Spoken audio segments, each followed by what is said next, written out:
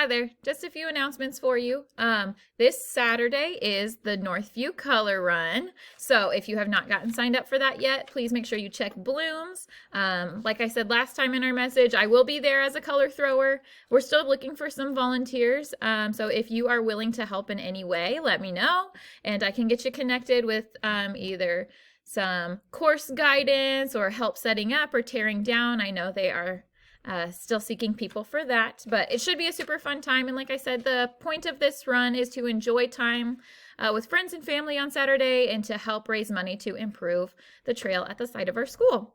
Also, coming up, we're starting to do some turn-in for things. I sent home a note last week about the last day for purple bags to come home, and then we had the weekend and got to school yesterday, and my brain said, purple bags are not going home anymore. That was wrong. Purple bags will continue to come home this week. So I'm sorry I did not send them home yesterday. I thought they were collecting them yesterday, but it's next Monday on the 2nd that the purple bags will be collected. So all books can be put back in those and returned to school. You won't have the nightly reading homework anymore after next Monday.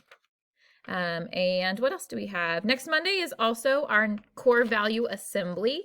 So with COVID and everything, we stopped having assemblies, stopped gathering in big groups like that, but now the district has given us the all clear to start meeting again. So we are going to do a final core value performance for the month of May, and some of the teachers will be putting that on. The students will gather in the gym. So on Monday, May 2nd, you can have your student wear their purple Northview shirt to show their support in school spirit, and we'll get to enjoy that little teacher skit in the gym for that.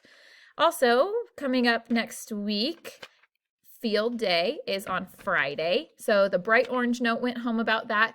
First graders will be wearing our tie-dye shirts. So the same ones that we wore on our field trip, I will bring those on the day of Field Day on Friday, and students will be able to wear those. We're still trying to plan maybe some sort of end of the year first grade fun day rotation. So I will let you know for sure before Field Day is over whether or not I'll be sending tie-dye shirts home yet, or if students will wear them again for kind of an end of the year first grade celebration that we hold amongst all 4 of the first grade classes. But anyways, point of the story, they will be wearing them on Field Day. I will give them a shirt to wear that day. Just make sure they come with appropriate footwear. I highly encourage water bottles that day. Just make sure the water bottle has the student's name on it. And of course, sunscreen and everything like that, just to keep them safe while we're hopefully having great weather and playing games outside almost all day long. Library books will be due soon, starting tomorrow. So starting on Wednesday, students will be allowed to check out 1 book just as a way of helping some of those straggling books get back in the library. They do take inventory of all the books each year before school gets out, so we can make sure everything's in its right place.